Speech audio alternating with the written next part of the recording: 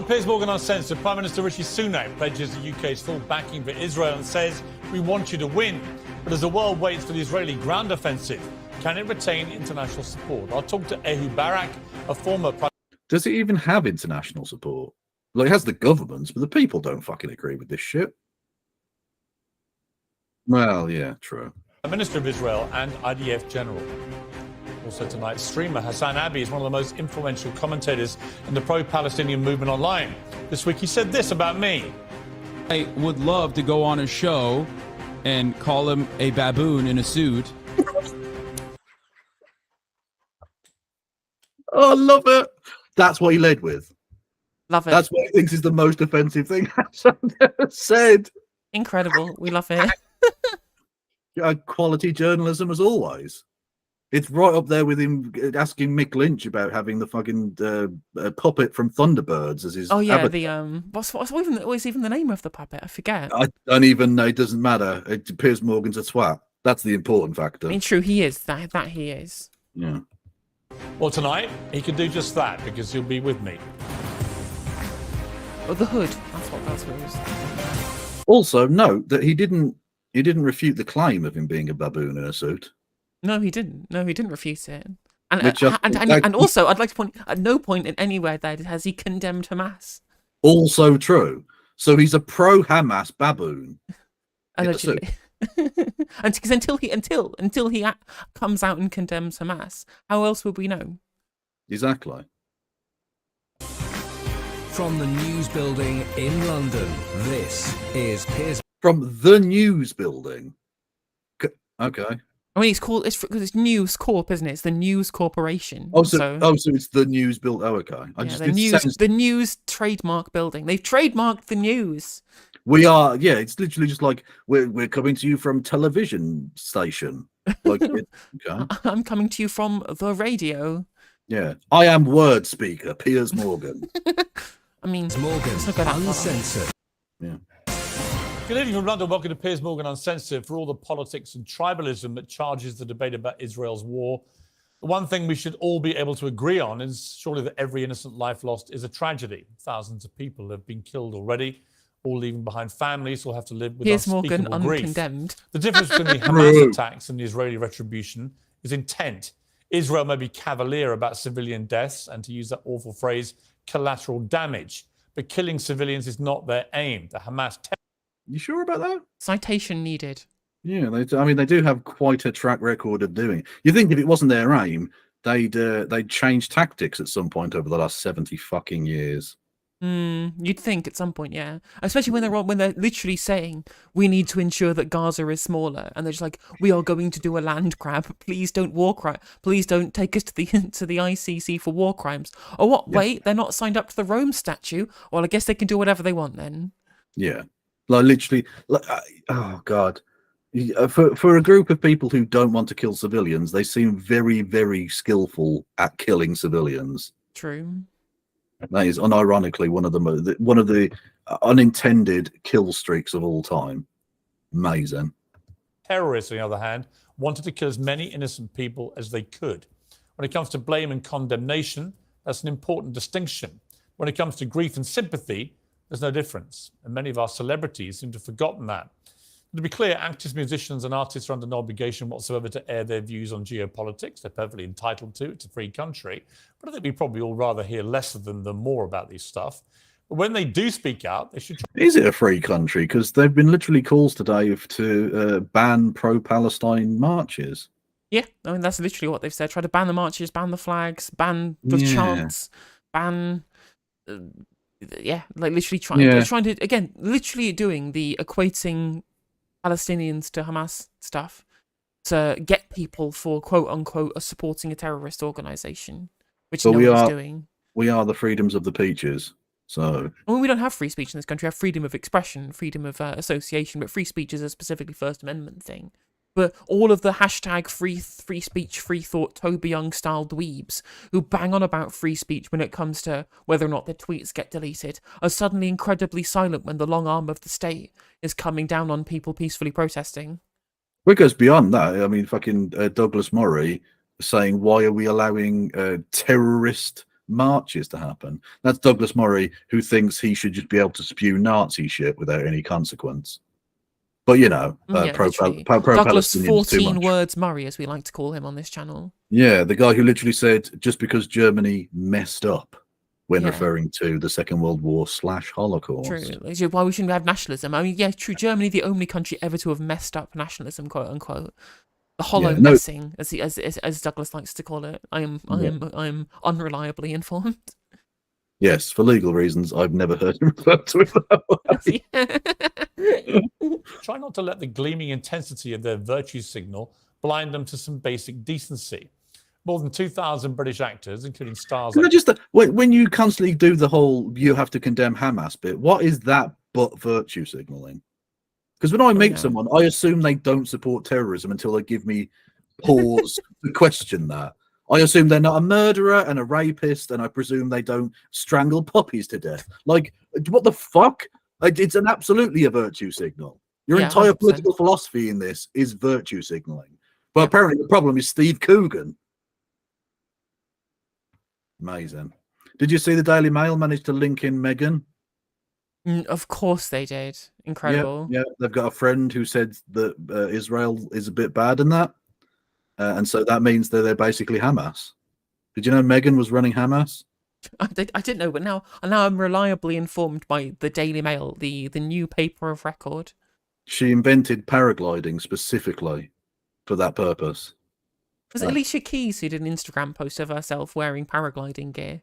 No, did she? Oh, for fuck's sake. Yeah, I'm having fun paragliding. Everyone just assumed that she was trying to make a Hamas reference, but she was just enjoying... She's probably just paragliding, yeah. Yeah, she's paragliding.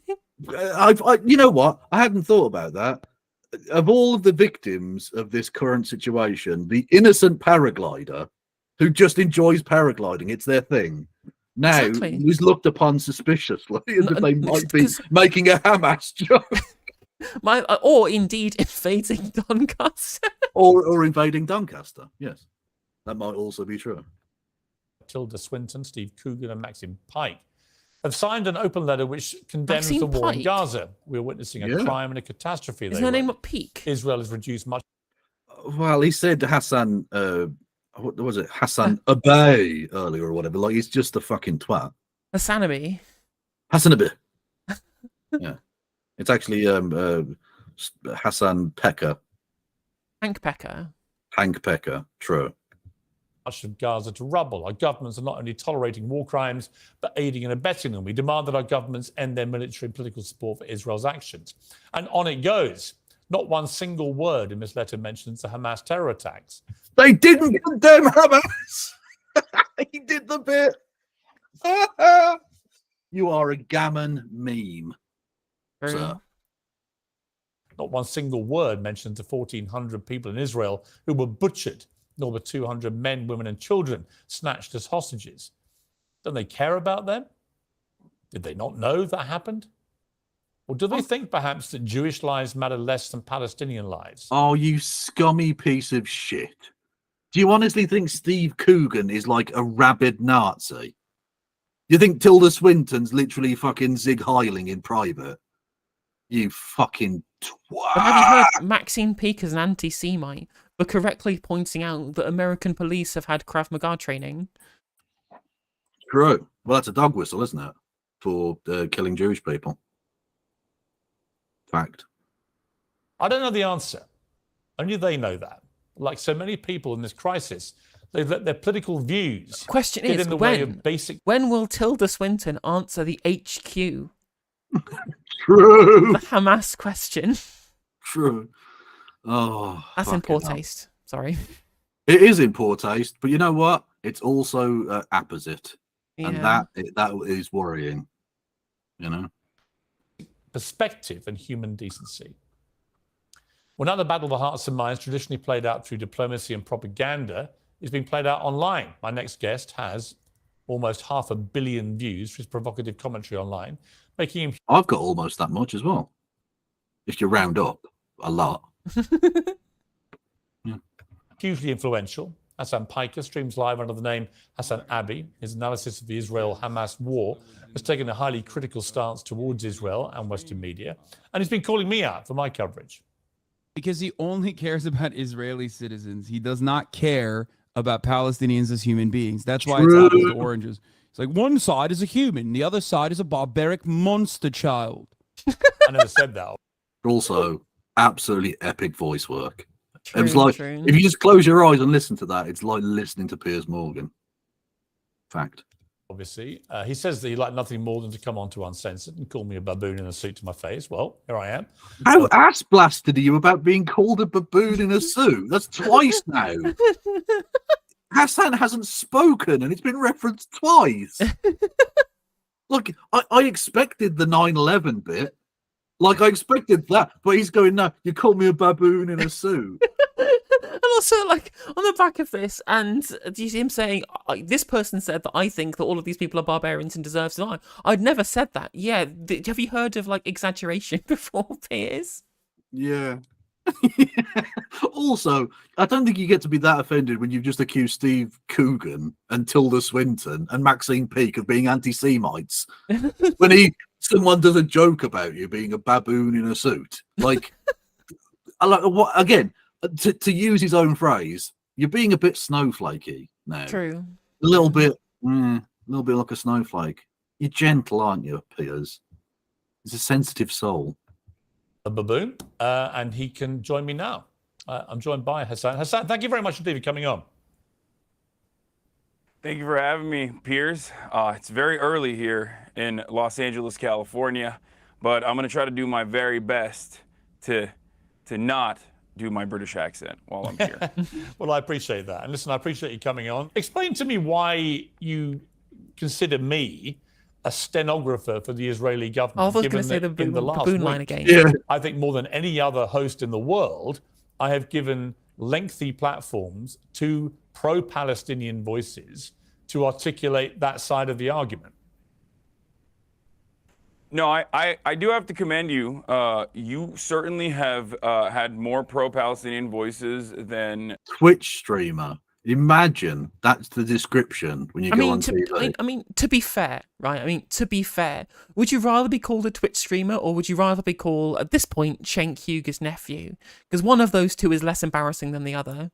True. I mean, true, but that's like saying, would you want to be described as a piece of shit or I don't know, a condom full of spunk or something? I don't know. Like it's grim either way, you know. Like himbo is what they should have gone with. True. Professional Absolutely. himbo. The Sultan of Himbo style. Yeah.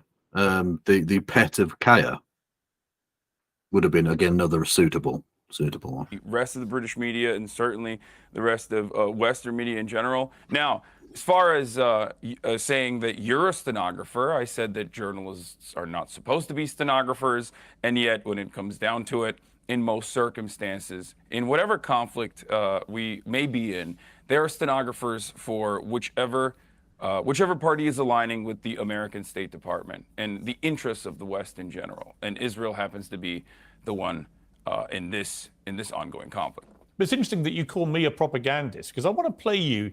This was your reaction to when the hospital got I'm bombed. a propagandist. Well, no. For the record. I'm not calling I'm a you that. propagandist.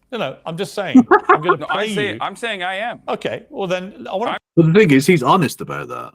True. Literally, it's always agitprop. He says it all the time, right? Yeah. His Twitch streams are agitprop. Yeah, exactly. Yeah, and to be fair, Piers is also a propagandist. He's just a dishonest propagandist. Yeah. I don't even think he's dishonest. saying- I think he's stupid. It's always difficult with these people to decide whether it's malice or idiocy. Yeah. It's possibly a bit of both. I mean, the people who employ him are certainly malicious, but he himself, I think he's indeed a baboon in a suit. I will put my name to that comment. I think that Piers Morgan is also a baboon in the suit. I agree with Hassan. don't, because he'll be on about this for the next fucking week now. Another Twitch streamer called me a baboon in a suit. This is an outrage. Yeah. What happened to civility in British politics? saying I am. I just No, anyway, can I just get back to peacefully not being called a baboon as I advocate for war crimes? Please. Before you put even play it. Okay, I'm going to play the clip. This is your reaction to the bombing of the hospital the other night. While I was in the process of getting ready for the stream, Israel enacted one of the singular worst strikes they have done thus far, and an Israeli airstrike hit the Al Ahli hospital in Gaza City. I love the where label thousands is of civilians Hasanabi Productions. Is that does he have a production company called Hasanabi Productions? Is that who owns the copyright to the YouTube stuff? I thought it was all of the YouTube stuff was like open source essentially. Hence why we have all the Clip Chimp channels. Well, I think he's okay with the Clip Chimp channels, but there probably is like his official company that does that. Because I know, for instance, that the Bible Reloaded people had a limited liability company, so that if they were sued for anything they said on the thing, it would be the company and not them personally that would be fucked over by it. So it's like a way of protecting yourself. If he says something dumb on stream, they can sue the company. They can't necessarily sue him. Oh, actually, I know why. There is a Clip Chimp channel called Hasanabi Productions that they've taken this clip from. Oh, so it's actually just it's a bloke called Dave who clips the bits of his fucking channel. He lives in New York in a little flat, and he does Hasanabi Clips Industrial Complex. Yeah. So freebooting a freeboot. Yeah, that's fair enough. And I don't think Hassan can complain on the basis that he sometimes just gets up and goes for a shit and just leaves someone else's video playing. So, like, you give a bit, you take a bit. Fine, you know? were seeking medical treatment and shelter from the relentless bombing campaign. Now, interestingly, when you were saying that, I was coming on air too. And I took a position based probably on 30 years of being a journalist, including running major newspapers, working at CNN and others. Okay, pause a sec. Again, one sec. I made this point when I was reacting to him with Hassam Zomlot yesterday, but I'm going to make this point again. Piers, I don't think you should really be talking about your time as editor of the Daily Mirror as some kind of success. And I will leave that comment there. Well, no, clearly, when it comes to claims of wrongdoing and human rights abuses in Middle Eastern countries, he has a spotless record. Right. It's not like he literally, again, paid good money for fake photographs of torture in Iraqi jails, a practice that was widespread, and somehow he managed to find a non-existent example of it and publish as if it's true. This is a man I definitely feel like has a real handle on who is and is not committing crimes in the Middle East. True. Nothing but truthful journalism around here. Facts. I think we should just wait and see what has actually happened here, get clarification, see who's actually to blame before we start passing judgment. You raced in to assume, as many people did, by the way, including the New York Times, BBC, mainstream media, and of course, most of the Arab. I wonder if that had anything to do with the fact that the IDF admitted to bombing that same hospital 2 days prior. Yeah. Maybe. And they'll get, like, was it 11 hospitals were given an order to evacuate? Yeah. Like, my dude, they've already bombed the hospital. It's not a massive leap to suggest they might do it again. Yeah. Actually. But, you know, they've got that. Thankfully, they've got that definitely real audio where they can clearly hear two Hamas terrorists, who they know are definitely Hamas terrorists, discussing loudly and clearly audibly for the microphone that's hidden somewhere that they definitely did it. Look, we loaded up the hospital, honestly. I believe them. I genuinely heard the phrase, is he a martyr or is he a fucking Jalfrezi? I definitely heard that. He did say that. And then as they walked away, they were talking about Rubber Dinghy Rapids. True, that's 100%. No word of a lie. That's exactly what they got on the clip that the IDF played there. I think it's what I would say in response is, well, no, they deliberately made a blast that looked like it could have come from PIJ so they could blame on it, but then I would sound like a conspiracy theorist. True, and a disgusting anti-Semite. Into the bargain. Also, I would like to point, it's very interesting that Piers Morgan takes so much stock in intercepted communications between two people that shouldn't be parlayed to other people. I'm not going to go into that claim any further, but I find it interesting that he takes he puts so much stock into such kinds of information. Well, he wouldn't know. He wouldn't know how the IDF got that kind of No, he would be audio. completely unaware. No, because he doesn't understand how that would even happen. No, he's not aware of. No, he definitely heard no voicemails from Paul McCartney. None at all. Why would you even say that? Why would I say that? Exactly.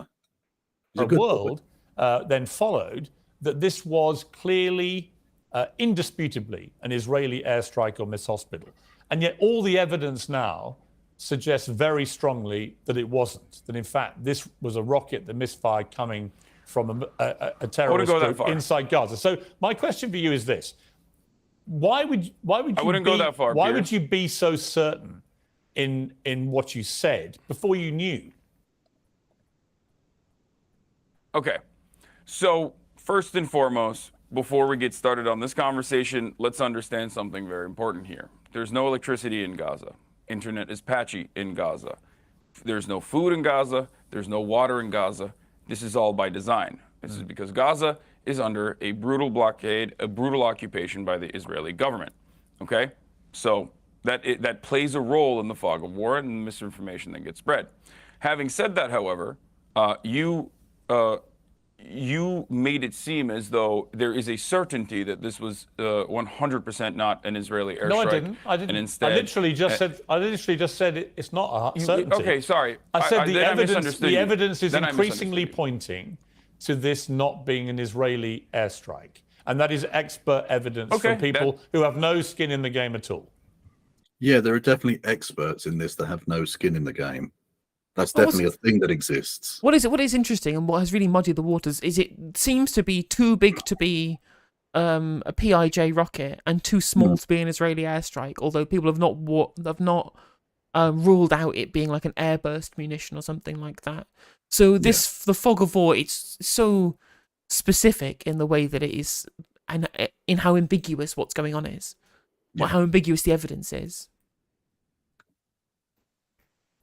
Yes. Well, I don't know which expert you're talking about, because I think Channel 4 did a pretty good job. As a matter of fact, I would say Channel 4 did probably the best job so far in analyzing everything that the IDF has said. But the reason why I believed, and I still do believe, that the likelihood is that this was an Israeli bombing campaign wasn't only because of the singular verifiable video, the phone video from the balcony that had all of the markings of an airstrike. The fact that the Israeli Air Force was enacting a bombing campaign in the region at the time, according to the Al Jazeera live streaming footage that everyone is using but doesn't understand.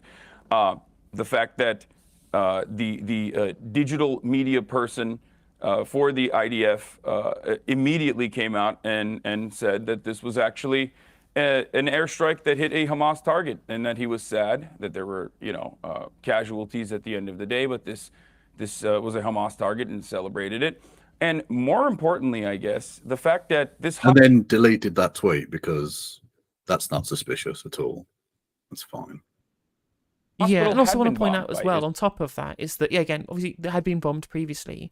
The IDF had already said previously that Hamas use hospitals for cover deliberately because of the idea of human shields, right? So they're kind of in a bind in the messaging on this one. They've said kind of from both sides of their mouth. And again, the casualty number is supposed to be between 200 and 500 people, right, depending on the source that you use.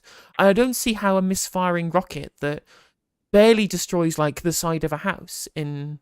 when it hits like a target in like an Israeli urban district, can somehow kill hundreds and hundreds of people in a car park. Like it's so frustrating because it's so inconclusive on both ends, as far as I can see. Well, what I will say about the not being powerful enough, I wouldn't let the minimal damage it does when it lands necessarily lead on that. I mean, I do believe the Israelis did do this, but regardless, when it is first fired, it's going to have a lot more velocity and power to it than when it arrives at its target. So in terms of it being able to do damage, it probably has more chance of doing damage at that end, if that makes sense. Yeah. So, but I still don't think it's enough to be able to do the kind of damage it did. But the fact that they're pea shooters when they reach, Sderot or whatever is not necessarily indicative. Israel. This hospital had been bombed by Israel on Saturday. 22 hospitals have, as a matter of fact, been bombed by Israel since this last saga in the occupation. And this hospital had been bombed directly by Israel, where the cancer ward was destroyed. Israel has been bombing all of these hospitals. Israel has been calling all of these hospitals to evacuate over and over and over again. And you can definitely do that. Someone on life support can be just evacuated at short notice. That's a perfectly reasonable thing for the IDF to do. I mean, at this point, you know, they've cut off so much electricity anyway, and there are already generators about to power down in these hospitals that loads of people who have cancer on life support on certain, using certain machinery that is necessary to keep them alive. They're just going to die. They're just going to die anyway. They're just going to die anyway because of the electricity being shut off and the backup generators having only a limited amount of power. The most moral army in the world. The medical professionals at the hospital had been called by the Israeli government the day prior, and everyone on the ground assumes that this is an Israeli airstrike. They are the ones who experienced the situation. Hassan, so when you have but the every truth single, is, can I the just truth finish is, this? if you watch the BBC, account of all this last night, by their Verify unit, which was specifically set up by the BBC to be completely dispassionate in these. Is that the Verify system that was run by a woman who lied on her CV? Mariana Spring. Yeah, no, I think BBC Verify, like, she's part of that, but I think BBC Verify itself is a cluster of people. I don't think there was any specific name attached to the Verify thing, which I did read. Okay. Investigations. And they reached a pretty clear conclusion based on circumstantial evidence, I'll make that clear, that this would not have been an Israeli airstrike, including, for example, the size of the crater, which bears no relation to the size of craters normally left by Israeli air. So, look, my point is, neither of us know for sure.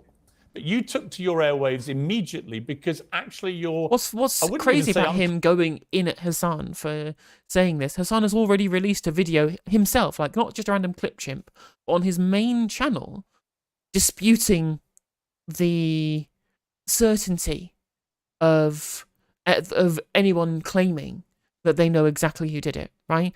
He's literally got the video on his main channel that I watched earlier on today is called Who Bombed the Gaza hospital or whatever it was, and he immediately starts off the video with like, well, no one knows and the evidence is inconclusive.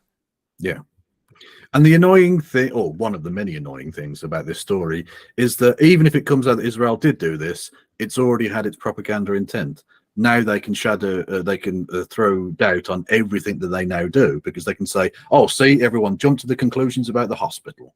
You can't trust anything these leftoids say. Okay, this is just, it's Vladislav Surkov stuff, and in like not just Vladislav Surkov stuff in like the previous era, but in like high use social media post pandemic era. It's a fucking Surkov on steroids. Yeah.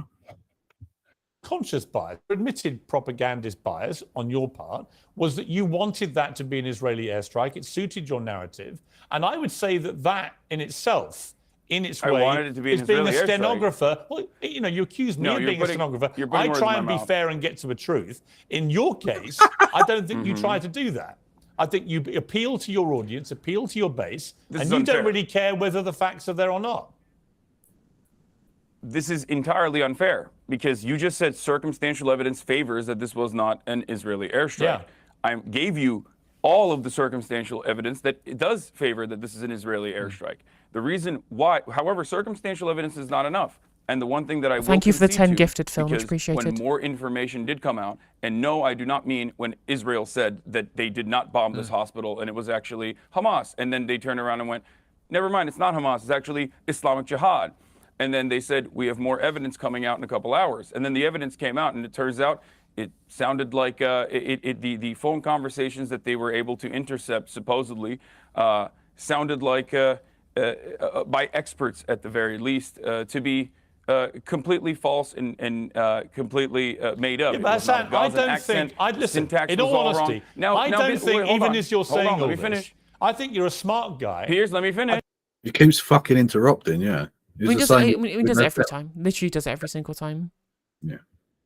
I think you've looked at all of this, and I think in your heart, you know this was probably not an Israeli airstrike. And I'm just curious why you would, instead of admitting that as facts change, that is your not opinion what I'm changed. saying. That is not what I'm saying at all. I don't understand why you would double and treble down when the evidence is pointing the other way. You're asking me to be on your show. Do you want to talk? Yes. If you're asking me to be on your show, and I want to be on the show, thank you so much for having me on your show. let me explain exactly what I said, and let me explain to you why. I love him when he engages in debate purgatory. Beautiful. You can let me finish. Are you going to let me finish, Piers? I need to be able to finish.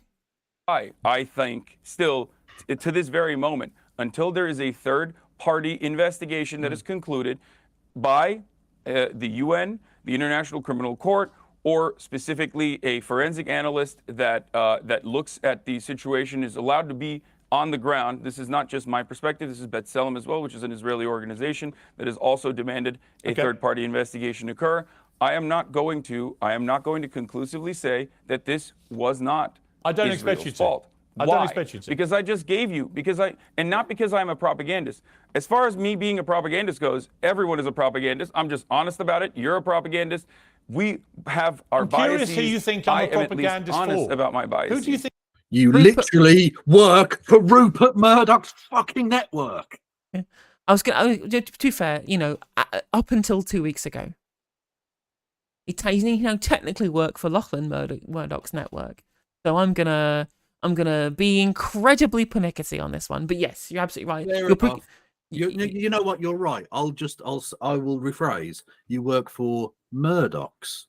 Yeah, you work for the Murdochs, the Murdoch Empire. You're a propagandist for the Murdoch network. A little cockboy parroting out their little propaganda. Bro. Also, how gammony is his fucking face tonight? Look at that. Well, it always is, right? He's like Chief Gammon. He's the Pied Piper of gammons. He really is. Honestly, he looks like he's got a circulation issue. Maybe it's just a very hot studio. Possibly. Also, that neck, he looks a bit tight around the neck. If it gets much tighter, he'll turn into fucking sausages. As my old IT teacher. Well, that's a very specific reference point that no one else will get. We didn't go to your school. No, but you know what I mean. You've seen those kind of teachers, haven't you? Oh yeah, dickheads. Yeah, melt. Who do you think I'm a propagandist for? Who do I think you're a propagandist for? Whichever every media person is doing propaganda. But who for? I've got to be doing it for somebody. You think it's a bad word? I don't. That's just the difference. This is a semantics I think it's actually quite a serious charge. Hassan, I think it's a serious just say charge Rupert Murdoch. Not on a podcast. Lachlan Murdoch. Just say the Murdochs. Like, it's super simple. Presumably, though, he doesn't necessarily know who funds this channel. Like, Hassan doesn't know. I mean, to be fair, I love watching Americans talk about British politics because they don't understand. No, it's they really fun. don't. It's like watching It's like watching someone with a blindfold on trying to box.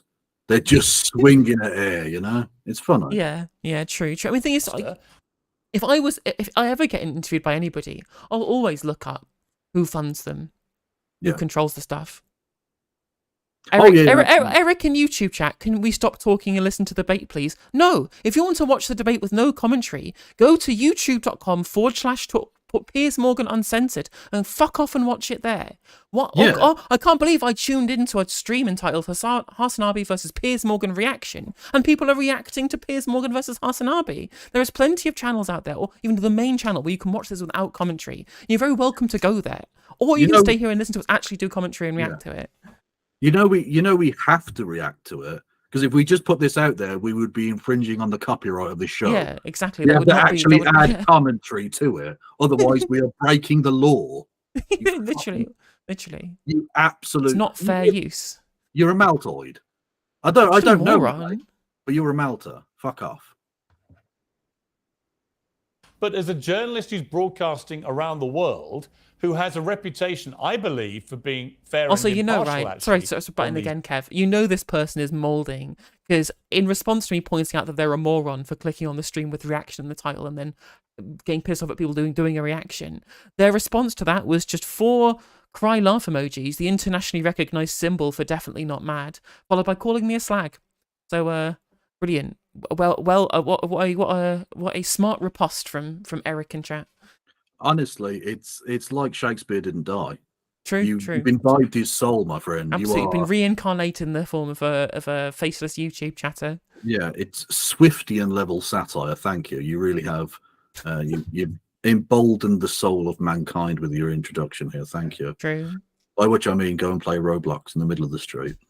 These issues. It's quite a charge to just say, I'm a stenographer for the Israeli government or I'm a propagandist. I don't think there's any evidence that I'm either of those things. I'm curious who you think I am doing While the we're propaganda having this for. conversation, 3,000 Piers, while we're having this back and forth, 3,840 Palestinians have been ruthlessly slaughtered in the last incursion into Gaza. I feel like this is an incredibly selfish, self-centered conversation to have. You asked me to be on here. You wanted to hear my perspective. I'm willing to give it to you. I don't want to talk about I don't want to talk about Noam Chomsky style manufacturing consent conversation. No, not Swift-ian. Swiftian. Jonathan It's a Swift. singular word, yeah. Yeah, as in like that, the writings of Swift. No, The- actually, you clearly meant Taylor Swift. Yeah, Swiftian. Yes. I don't know about you, but I'm feeling 22. Okay. True. But going back to the point there, when Hassan makes the clear point where it's all this prevaricating is around the feel goods of the people who are making the claims in the first place, rather than the actual real political economy of what's happening, where we need to engage in some kind of ceasefire or pressure some kind of ceasefire to ensure there can be humanitarian aid and that things can be these things can be dealt with peacefully. Whereas obviously people are too busy going, well, you lied about, you made this claim about whatever the bombing happened, right? But have you considered that he called him a baboon in a suit? And that's the real crime here. Exactly. People say that people in the hospital are victims. You know the biggest victim? Piers Morgan. True.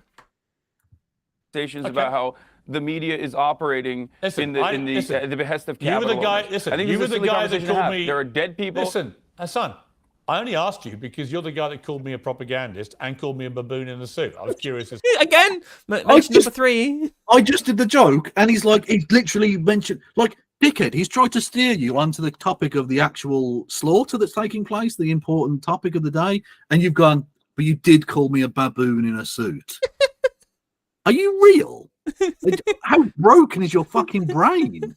Literally, when we were watching the Hassam Zomlot interview yesterday, whilst we were in chat, just joking about the "Would you condemn Hamas" memes, and then he responded to Hassam Zomlot and saying, "Would you condemn Hamas?" Amazing.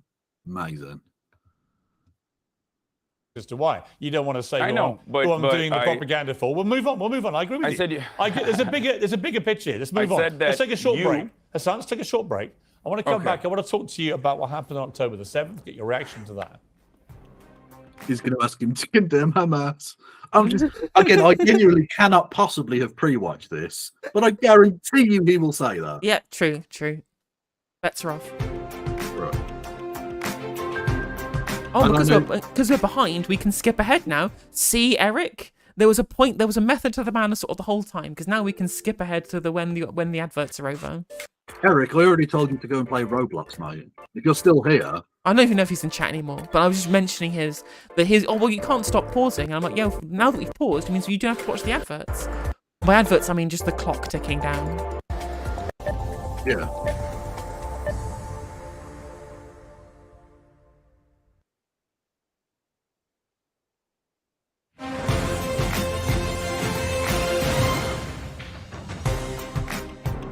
Welcome back, Hassan. I just wanted to pause to annoy Eric if he's still there. I have nothing of actual worth or not to say, but Eric, I'm inside your head. I'm inside your mum. True.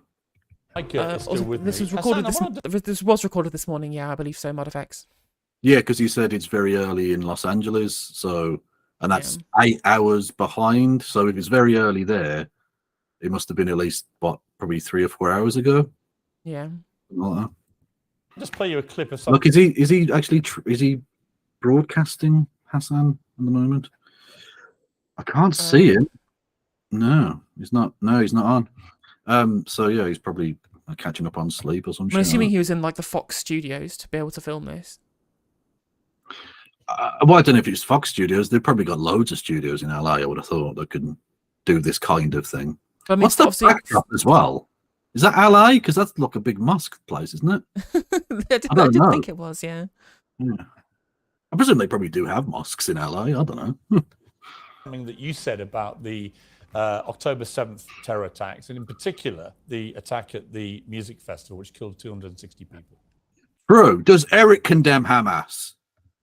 We haven't heard anything from Eric about Hamas. He's condemned me and no justice, but not Hamas. Very suspicious, Eric. Look at this guy. You know what shouldn't happen? Killing 260 people at a music festival. No, you're right, man. That just happened on its own because, like, bad guys wanted to do bad things. You're right. Dude, if they Oh no. subjugated you Oh no. to Oh a... no. The liberals are going to do the material analysis breaks my brain. This is you supporting Hamas. When you're not doing so, you're just engaging in material analysis. No, he's basically saying Israel deserved 9/11 or whatever. And then Fact. Netanyahu... I'm sorry, I was going to talk about the Dan Crenshaw quote, which is probably bad taste. I've done Dan Crenshaw jokes as well. I joked about fucking his eye socket, I'll be entirely honest. It happened. I'm not ashamed of it. I'm not necessarily proud of it. It's just a thing that happened. Yeah. Here. Thank you, Phenomenal Lass, who said, who does Eric think the two of you are? Hasanabi and SS Sniper Wolf. Modern True. names. Love it. Love it. open air prison your whole life, you're going to break out eventually when you realize that there's no other way to get out of it. I mean, it sounds... No, Maria, I think you're misinterpreting the point. It's not let's break down the material conditions of burning families alive. Okay, that's not at all what's being said here. The actions themselves are indefensible. The point is they don't just come out of like the blue sky. People do this with rioting as well, right? Where they'll look at just the end product of the rioting and just say, well, they're clearly bad people and that's it. No more analysis needed. No, in order to stop these things from happening, there is a long process that leads people to being that kind of violent and reactionary. Exactly. So in order to it's stop it from a lack happening in of the future, you have to make the material conditions of the people from you have to drain the swamp, so to speak, from which these monsters arise. Yeah, like it's exactly like when crime rates go up, for example, and Rightoid's only response to this is, well, it just shows that we're not having enough disincentives to do crime, right? We're not punishing criminals enough. We're not being draconian enough in our sentencing. We're not being as heavy-handed with broken windows policing, for example, because they can't conceive of the idea that people might do crimes based upon what their material conditions are, and not indeed, as Hassan said, because they're an evil person who wants to do evil stuff. Which is, again, fucking reductive nonsense from people who don't understand humans or human psychology. Yep. Me there, Hassan, that you are in some way saying they had it coming. Were you? Piers Morgan twinned with Kay Burley. Absolute. I mean, the biggest of melts. At least Piers Morgan said, it sounds like that's what you're implying. Unlike Kay Burley, you just quoted Hassan Zomla not saying that. Yeah. He basically said that, which then became, he definitely did, word for word, verbatim, say, Israelis are all scum who deserve to die. He definitely said it. And we can say that because apparently that's just allowed in the British media. You can just make up any old shit. Lovely. Yeah, exactly. No, I wouldn't say that they had it coming. Yeah, I it was a think question that time after him. Michael Brooks used to say, analysis is not justification. And while obviously civilians... Unironic RIPs in chat for Michael Brooks. Absolutely. Let's we go. must casual... be solemn in our missing of Michael Brooks. He would be much needed today. Like, his voice is so missing from all of the discourse right now. So missing. Like, as much as I enjoy Hassan's content or whatever it is, I do not think that he is the intellectual mind and the diplomat that Michael Brooks was, who was really a pretty unique individual in that regard. Sure. We absolutely follow the immortal science of Marxism, Brooksism. True. And horrific barbaric acts that were committed on October 7 are completely unacceptable. The important thing to make sure that it never happens again is to analyze what are the conditions as to how it happened to begin with. And I think Ehud Barak is going to be on in a little bit as well, or maybe he's on before me. Yeah. And I'm almost certain that while he has held the keys to the conversation and held the levers of the power in this conversation in many key and critical points, I would go so far as to say that he is among many others who also recognize that the Bibi Netanyahu administration is responsible. This is not just my assessment. This is 85% of the Israeli population's assessment at the time. Hang on, so he's the warm-up for the former Israeli Prime Minister? Yes, yeah, he is, yeah. We live in a very normal time. This is fine. Twitch streamers, presidents of nuclear nations. It's fine. Yeah, Ehud Barak was part of the peace talks with Arafat in the early 2000s, I believe. It was indeed, yes, because there was Netanyahu from 96 to 99 or something, and then he was like a decade out of power and then came back. Yes, indeed. Annoying. Great, love it, fantastic. And I think if what Hassan is saying here is to be believed, which I think is true from the stats I've seen about the blaming of the fault for why the attack was allowed to happen is being placed upon Netanyahu by his own people, that means that 85% of Israeli citizens don't condemn Hamas. Yeah, true. I mean, they're justifying it when really they're just saying that this was a failure of Netanyahu, and it isn't a failure of Netanyahu. It is a failure, right? Because he was he's the one who was responsible for continuing the blockade, for engaging in the settlements, for funding Hamas in the first place. His entire political life has been, we will protect the Israeli people. And he didn't. No, he did the opposite. He did the complete opposite. He created the material conditions where this kind of stuff was essentially just inevitable. This is years and years and years of refusing to negotiate with the Palestinian Authority. Don't take my word for it. Take Netanyahu's personal word for it. I would agree again. In a closed-door conversation with Likud members, he said that if you want to thwart any kind of Palestinian nation state, you must do everything you can to only negotiate with Hamas. We control how high the fire goes. He has given cash to Hamas by way of Qatar. There is no bigger fan of Hamas than Bibi Netanyahu, which I hope one day you maybe interview, and then you'll ask him to. No, I actually did interview him a few months. I heard, Kev, the people who are really the biggest fans of Hamas are 100,000 protesters in London, right? They're all Hamas sympathizers. I'll have you know, Sebastian Payne told me. True, and he is a knower of all things and totally doesn't have skin in the game, so to speak. Quite. Yeah, and well, to be fair though, those 100,000 people, they are obviously pro-Hamas, but it's only because they've been indoctrinated, brainwashed by John Blue Concretes. John Blue Concrete is to blame for everything. True, literally true.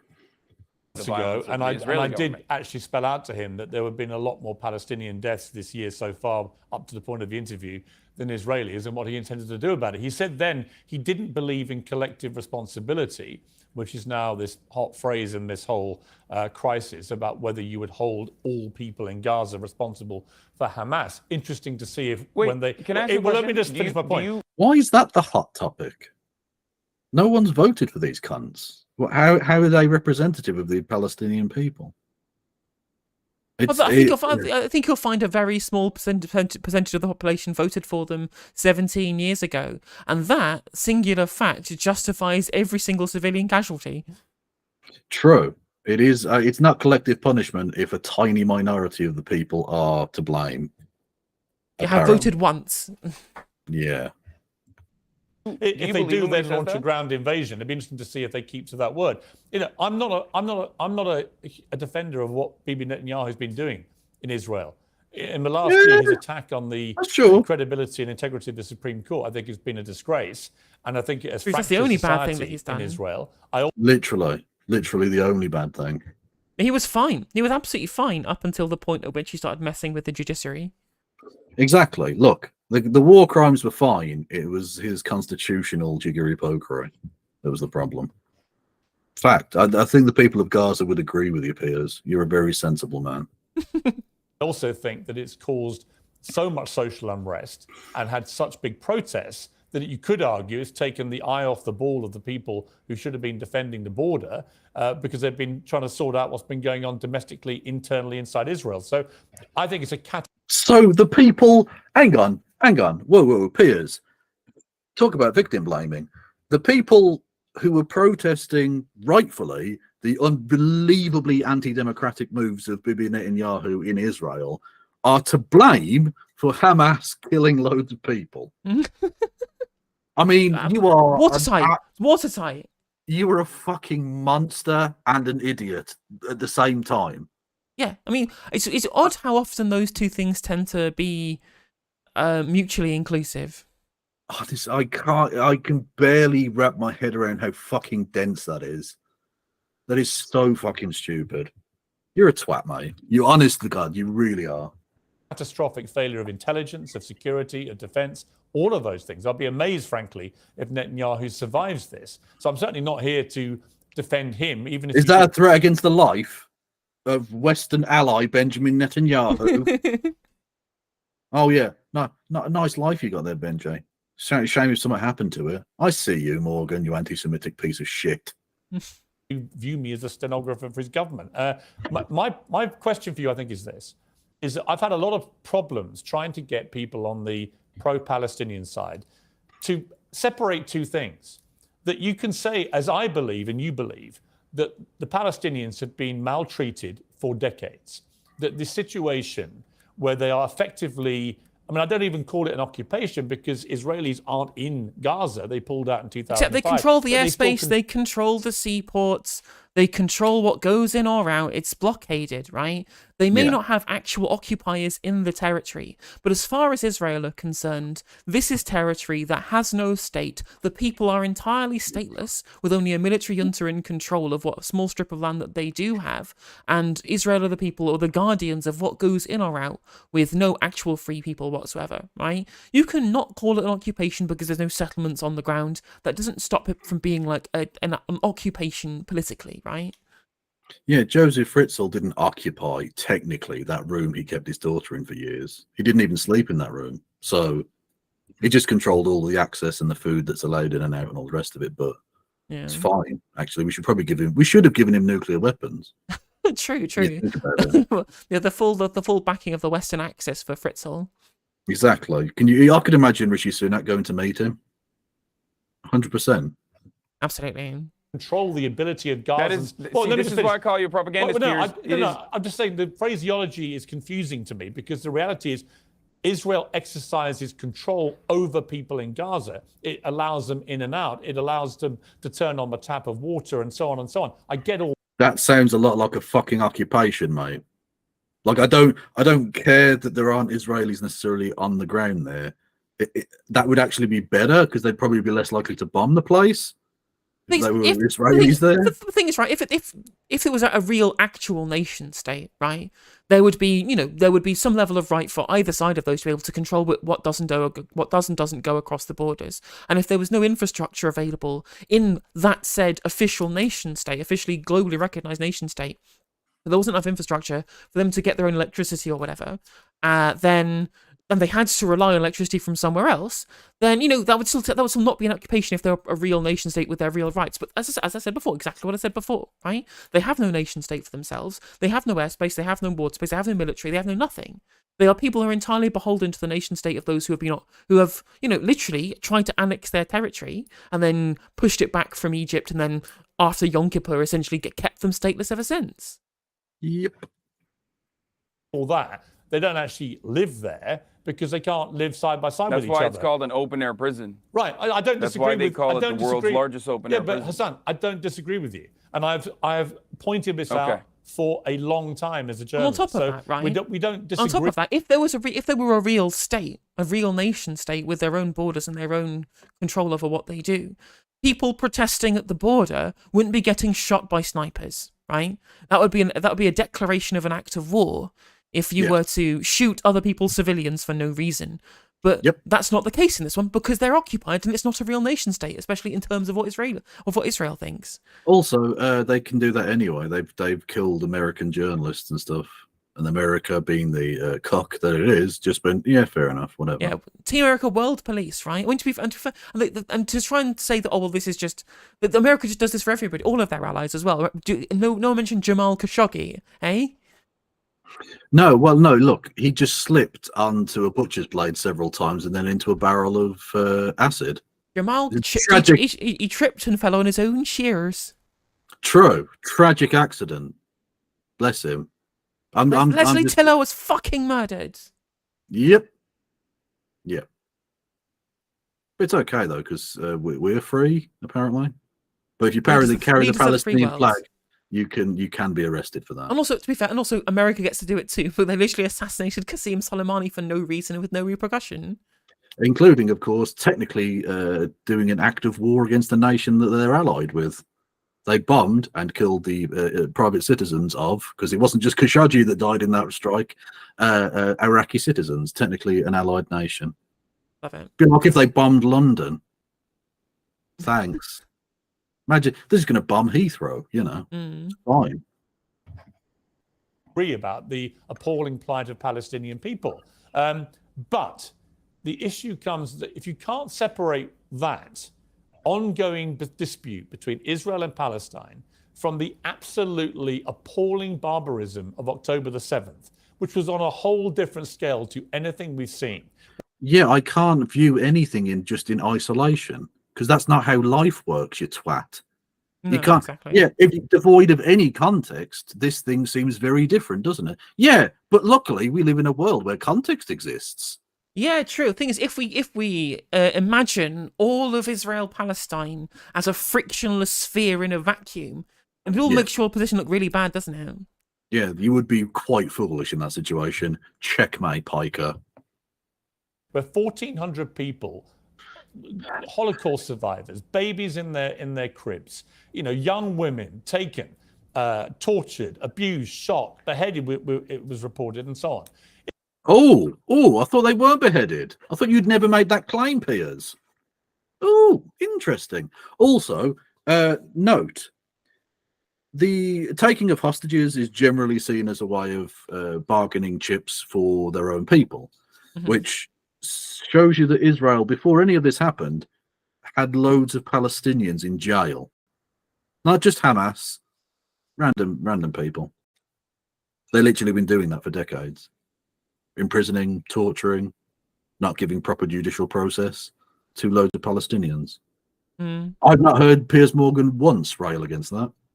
Nope. If we can't look at that collectively with a general humanity and agreement that is an absolute atrocity, then there's something wrong with this. And I find that the tribalism on both sides is now so toxic and so frenzied that you get people who literally can't. We've had a bunch of actors, right, signing this statement saying they want a ceasefire in Gaza and calling Israel war criminals and so on. But they don't say a word about the Hamas attacks that precipitated this. Of course, they think that granny murder is bad, right?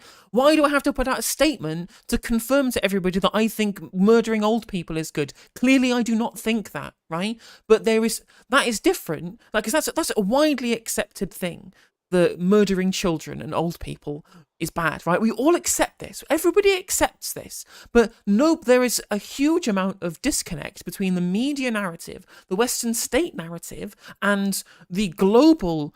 Even the United Nations is against what the leaders of our governments in Western countries, in France, in the United States, in the UK, in all of these countries, right? The leadership of our governments, the people who are manufacturing consent for our presses, for our media establishments, are not trying to talk about the fact that the war crimes are being committed as we speak, right? They are trying to manufacture consent against that. It is not accepted at all, widely, at least amongst the people with the power, that Israel needs to be condemned and this ceasefire needs to be called. Over 70% of people in the UK want a ceasefire. Only 10% want the war to continue, with some don't-knows in there as well. Over 70% of the UK population want to see a ceasefire. This is the accepted opinion of the United Nations, of most countries in the UN Security Council, and a huge proportion of our population. But our media disagrees and our political class disagrees, and so they become the de facto opinions for everybody, despite the fact that people disagree. It's profoundly anti-democratic. And the fact that, again, we're having these conversations about, well, they've said this thing which is against the state narrative, but have they said that granny murder is bad? I'm like, you have to be fucking an intellectual Neanderthal, which of course Piers is, to not see why this is so wildly different as claims go. Yeah, it's ridiculous. And I find that really hard, right? Really hard to accept. But do you agree with them? If they had said, for example, that October 7 attacks were brutal and massacres occurred, and then they said everything else, that Israel is committing war crimes, would you agree with them? Okay, here's what I would honestly say about that. Is Israel not allowed to defend itself from... Oi, dickhead. He said specifically that, are they committing war crimes? So you're literally saying you think it's okay and is in their own defense to commit war crimes? Well, everything, like, we all know this. We all know this. Essentially, what Israel has a right to defend itself has become, what this has become is just a carte blanche for committing war crimes. That's it. That's all. That's what they're saying is. That's what it's a dog whistle for. Just to give this, to completely wave away claims of war crimes, or indeed the need for a ceasefire. Like, even if we put the war crimes to one side, put all of the international humanitarian stuff to one side, right? Well, let's just talk about the need for even just a temporary ceasefire, for allow there to be humanitarian access, a humanitarian pause, as the UN resolution was called, that only Russia and the United Kingdom abstained, and the United States vetoed, and everybody else voted for, right? How shameful! How shame on our country, shame on Britain, shame on Russia, shame on the United States, for even just a resolution for a humanitarian corridor, like a pause, so the humanitarian aid could go in, so there wasn't bombing during that period, and then they would resume later on, right? Even that got vetoed by the United States and was abstained on by both Rishi Sunak and Vladimir Putin. That's the club that we're in, right? That is the company that we keep on the global stage right now. How humiliating, how global, how internationally embarrassing for our pathetic stupid island full of awful politicians, right? Because our population disagree. Our literal citizens disagree from our political class, who are doing decisions not in our name. It's infuriating. It's absolutely infuriating. And then the response is, well, they have a right to defend themselves. And that's what all they're saying by this, is that we can't have a ceasefire. I want to know how bombing kids that are receiving kidney dialysis treatment is defensive. You know, Hamas are hiding under the hospital. There's a munitions cache and everything. True. They are. Those kidney dialysis machines have not condemned Hamas. So, enough said. The worst terror attack we've seen since 9/11. Is it not allowed to defend itself just odd. after You said you're 1,400 not a people in Israel propagandist. are butchered in that way? And the question then, if you assume that they are able to defend themselves, as any Piers, free that is democratic the, country, that is the then the Israeli question State becomes, Department line. Hassan, That is the IDF's line. That is Hassan, the line that everyone Hassan, let me ask you channeled. this. It then becomes a question of how can they defend themselves? If their mission now is to get rid of Hamas, a terror organization that's committed one of the worst acts of terror ever seen, if that is their stated aim, then what they are doing is consistent with that, isn't it? Again, I do want to know how cancer patients being shelled is getting rid of Hamas. Were the Hamas children? The children of Hamas. All of the 1,000 children that have died in Gaza so far, Kev, all of them were members of Hamas. True. Literally true. Those babies were being trained in paragliding. I saw the Qassam Brigade sticker that definitely wasn't there before. True. You can't spell baby without Hamas. No. Here's why this is actually an abject failure, and this is not just my perspective on the matter. I'm just a dumb idiot with a Twitch stream who is live reacting to the news and trying to make sense of it. Imagine that, a dumb person on Twitch. It would never happen. Yeah, I mean, at least things, again, he can admit it. I'm a dumb propagandist, whereas obviously Piers Morgan fancies himself as a serious journalist, if you can imagine such a thing. Well, yeah, exactly. And Hassan's not a serious journalist because he hasn't hacked the phones of any dead children. No. Embarrassing. Not to say that Piers has done such a thing. There is no. I'm not saying that. claim. I'm not saying that at all. I'm just saying a good journalist would definitely have done that at some point, right? True. And Hassan, I mean, rookie numbers, 0 dead kids. Yeah. Rubbish. Of everything as it's ongoing. I usually have a policy of not covering breaking news, and sometimes that policy is violated, but ultimately I am not held up by the same journalistic standards, even though I think I do a much better job than most other news outlets in general. So let me just say this really quickly. You said... Also, let's not breeze over the fact that Piers Morgan was really butthurt earlier about Hassan saying he was a stenographer for the Israeli government. And then his entire question here is literally word for word the bullshit you get out of the IDF every day.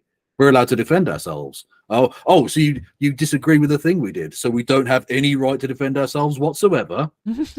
Literally. Like, you might as well be it's the kind of blackmail that you get, or like the emotional blackmail that you get from, do you remember that phrase where it was just like, so I can't sexually assault women? Well, I guess I won't talk to you ever again. Basically, yes. That thing they got. Also, actually, it's been pointed out as well. Actually, it was the News of the World that was the $1 million phone hacking. So we've been ragging at Piers for the wrong thing. Although he did admit to hearing hacked phones of Paul McCartney, I believe it was. Who, in many respects, is like a dead child. True. I don't know what that means. Israel has a right to defend itself. Absolutely zero people think that this is a ridiculous statement. However, how Israel is defending itself is collective punishment. Now, collective punishment in the form of depriving 2.2 million people of electricity, collective punishment in the form of depriving them of water, of food, collective punishment of in the form of 51 people dying in the West Bank, where, there is no Hamas in the West Bank, and yet 51 people have died because in the West Bank, settlers that are occupying Palestinian territory in violation of the international law, settlers who are doing an act of colonial terrorism, and this is not my statement on it, this is international law, that are doing horrifying things by simply just existing there and maintaining the presence with an occupying force in the form of IDF, who is ritualistically humiliating Palestinians in a structure that B'Tselem, an Israeli organization, calls the permit regime, where every waking moment of Palestinians' lives in the West Bank are absolute hell, where they have no legal recourse. 51 Palestinians have died, and that was before the Ramallah protest that happened last night, and the Israeli forces were opening up with live fire on protesters last night. So who knows what that death toll has become. This is all a product of Israel being an apartheid state. This is a violent apartheid state. There is no way to be a peaceful Hassan, apartheid let me ask you state. this. It is a violence. Let It me is a ask you violence this then. required for its maintenance. Okay, listen. And that violence is frustrating people. I hear that you. violence I is hear you. radicalizing people. But here's Hold my- on. I hear As you. far as Israel, as far as what Benjamin Netanyahu has done, as far as the war government, what they have done, Piers, going into Gaza and bombing Gaza and killing 3,480 Palestinians so far in Gaza, 1,000 plus children out of all of those casualties, 22 hospitals being bombed, a bakery, the only remaining intact bakery being bombed yesterday. These are horrifying crimes that you would openly say are horrifying and unjustifiable when Russia does it, but when Israel does it, Israel has a right to defend itself. This is identical to the same talking points that I've heard from every Israeli administration official. It's the same talking points that I've heard. You could literally use all of that same analysis, right? When Ukraine started firing rockets, and it was into Belgorod and in Moscow. I was at drone attacks in Moscow, right? Obviously, it's nowhere near on the same scale as Operation Al-Aqsa flood is, obviously. But you could use that same rhetoric for saying, well, they've attacked Russia in its own sovereign territory, and so whatever happens in the Donbass and in Zaporizhia and Kherson, Russia has a right to defend itself, right? Yeah, exactly. From American politicians championing the exact same talking points. It's the same thing that I've heard from everyone else in the media. You might have been against the Iraq war, and you use that, but you're using that for evil, in my opinion, at this point, if you are not sitting here and condemning those acts of war crimes, those acts of violence, those acts of collective punishment. Exactly. I mean, actually, that's why we should respond every time. Every time we should respond. Yeah. Do you condemn the hideous atrocities? Because they're killing more people in Palestine. It's just demonstrably the case. Every year, more Palestinians get killed than Israelis. Yeah, and it would be more reasonable. It would be more reasonable for us to ask people whether or not they condemn the actions of the Israeli state, because it's not already, essentially a base position to have, right? The base position to have is they're fine doing the war crimes as far as our states and our governments are concerned and our media class are concerned. Whereas if you were going to have a look at people who think that the actions of Operation Al-Aqsa flood are in any way justified, right? The tiny, insignificant, infinitesimal minority of people, right? Those are the people you have to ask them, well, do you actually think that what Hamas did was good, rather than do you think that do you condemn Hamas, as if that's not already like a default position for anyone who has any amount of moral fibre is concerned? True. I do condemn Disraeli. Yes, I do. Well, I would say to that I think the death of any child in this conflict is horrific, absolutely horrific. But the question comes down to me, that after an act of terror, as we saw on October the 7th, Israel should be able to defend itself and should be able to go after the people Well, that perpetrated also, that. How dare you? I know you're taking your anti-woke line pretty seriously, Piers, and fair enough. But how dare you misgender Israel? Exactly, herself. Yeah, exactly. I can't believe you do that. Exactly. I can't believe you got Israel's pronouns wrong. Are you using its pronouns for Israel? You're a disgrace, Morgan. Who live amongst civilians in Gaza deliberately. And the question for me becomes down to what is proportionate? I don't know the answer, then. I'll be honest with you. I don't know what that answer is. I do know the answer to that. Last night I had Dr. Ofer Kassif, an Israeli Knesset member who was expelled, suspended for 45 days for saying what I believe is the truth. Championing the exact same position of the Haaretz's editorial board. There are a lot of thoughtful people, a lot of formative It's incredible. Holocaust scholars, a lot of... Because he's right there. It's incredible that the Israeli media are far more fair and balanced and free to speak their mind on this than the Western media is. Because as what I mentioned when I was on Novara last week, when I said that, internally in Israel, they have far more to lose from this conflict getting fucked up by the failure of their government, right? Western nations can sit around chomping on our McDonald's, look at it and going, fuck it, just, who cares? Israel can defend itself. And yet the people who are in Israel, who are going to see the repercussions of the failure of their government to protect their own national security, right? The failure of their government to protect them as citizens, the first duty of any government, massively failed them. And they are far more connected to those failures. Yeah. They're going to be well more likely to call this out and have been more likely to call out these failures. He's right. Haaretz have been the best source of information in this whole conflict. Haaretz have been absolutely torching Netanyahu, yeah. Yeah, Absolutely. exactly. Although, to be fair, members of the State Department have indeed been chasing down people who have liked the wrong Facebook pages. So, it's a tit for tat, but... Yeah. A lot of historians that all agree on the same point. The reason why violence that even penetrates through the Israeli security blanket that people thought existed, that penetrated through that Iron Dome, the Iron Wall, if you want to call it that, is because of years and years of oppression and years of violence, which is a necessity to maintain an apartheid state. And this has to stop. There's only two ways out of this. Either you engage in full-blown ethnic cleansing, and if you listen to the likes of Smotrich, or if you listen to the likes of Itamar Ben-Gvir, and these very unfavorable, unpopular, far-right figures, if you listen to Netanyahu and his Likud government, they say that they are interested in going in that direction, the ethnic cleansing direction, the ethnic displacement direction. I mean, the line they explicitly went with, the line was, they have to lose land because that's the only thing that Arabs understand, right? There was even, they even said it, another Knesset member said it, I tweeted it out, let me just find it. A foreign minister, like the actual foreign minister of the government, Eli Cohen, calls to annex Gaza. At the end of this war, not only will Hamas no longer be in Gaza, the territory of Gaza will also decrease. Simple as that. Well, that's why they wanted them to move from the north of the country. Exactly. And how many times do they have to say, we want to do war crimes? Before people get the message about the fact that they are going to do war crimes, because annexation is another war crime. Yeah, but they have a right to defend themselves by stealing territory, because that's how that works. That's literally, literally, you just, anything that they do, just respond with, they can just respond with, they have the right to defend themselves, but only within international law. That's the Sunak and Stonger line on this one. Right? That's what they've both been saying. But they will never actually say what is or is not a war crime, what is or is not against international law, because that's currently what Israel is doing. They are currently engaging in things that are against international law. They've spent decades being against international law. Specifically, if you look at, for example, like the settlements, how many times has Starmer and Sunak ever condemned the settlements? Never, despite that also being explicitly against international law.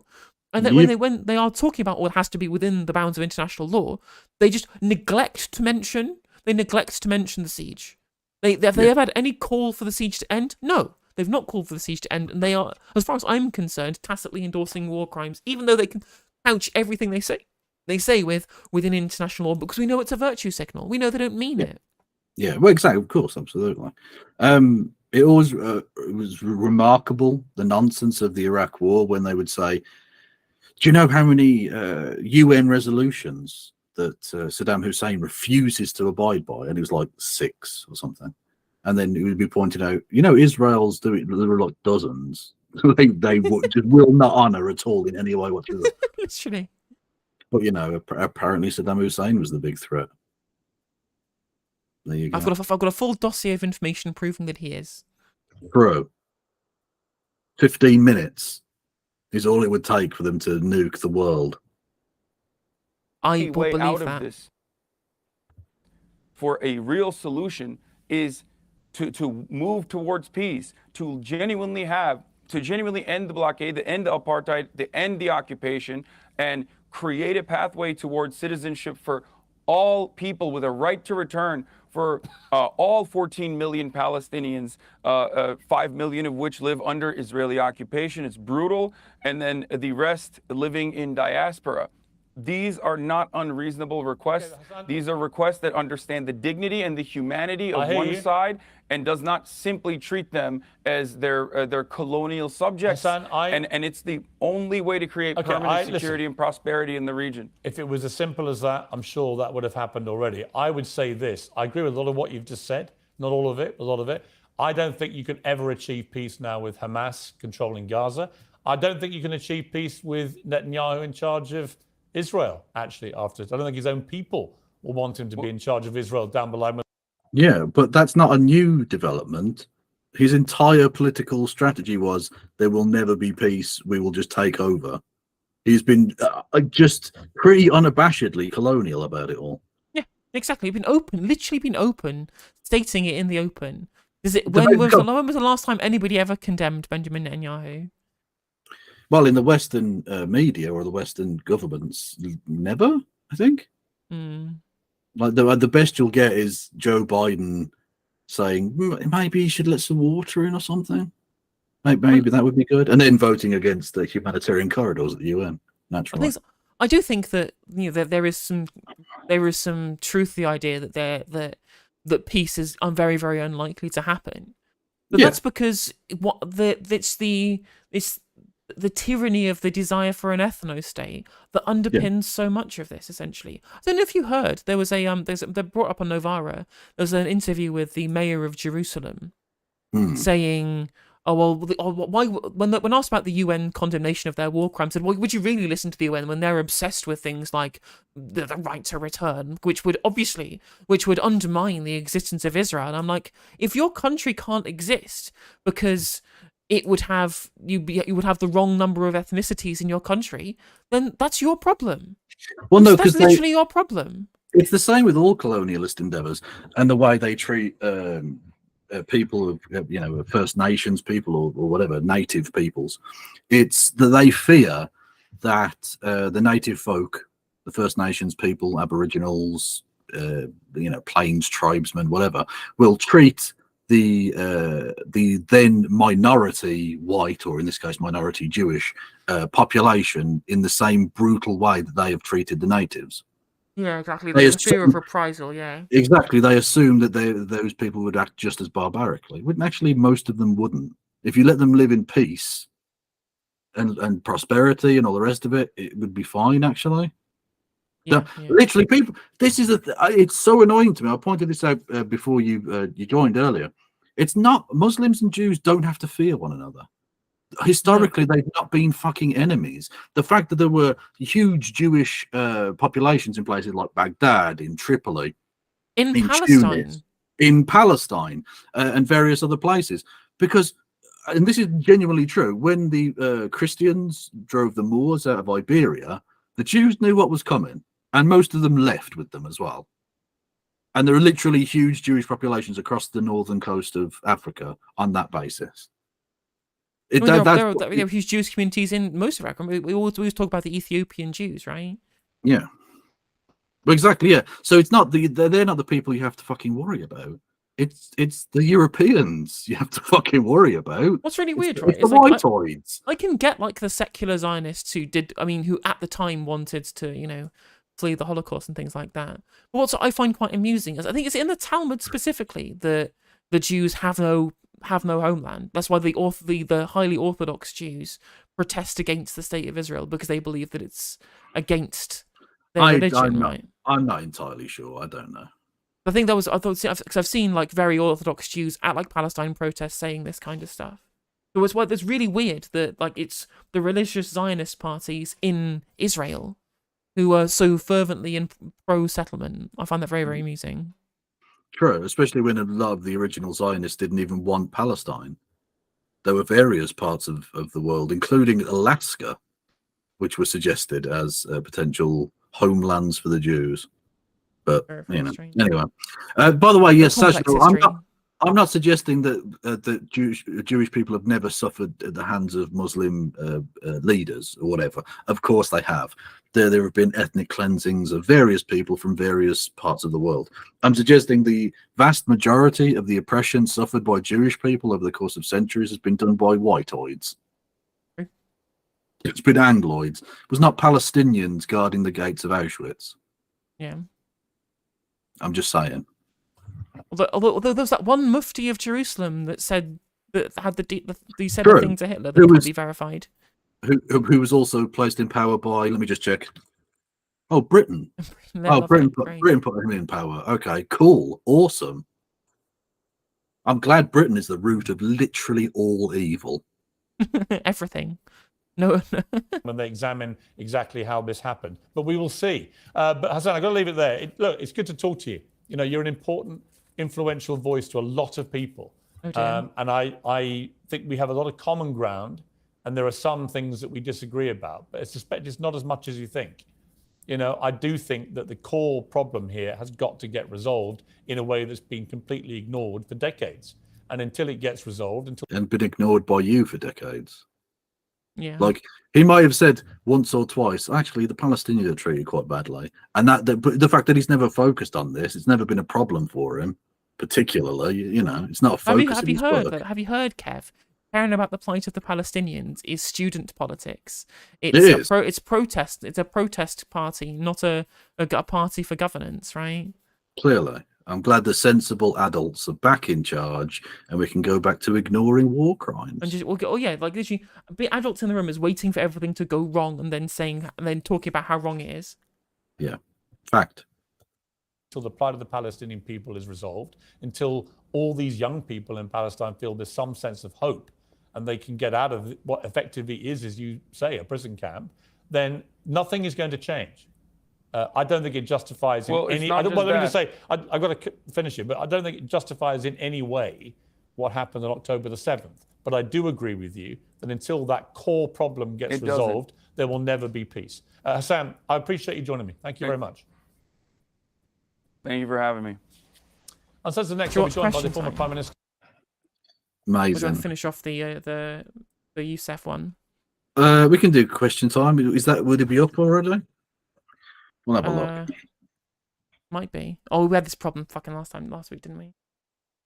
Well, we'll have a say. Yeah. What's that? Noddy Holder has cancer. Oh God. Breaking news, everybody. Question time. There we go. Well, I know I have 100 people watching on YouTube.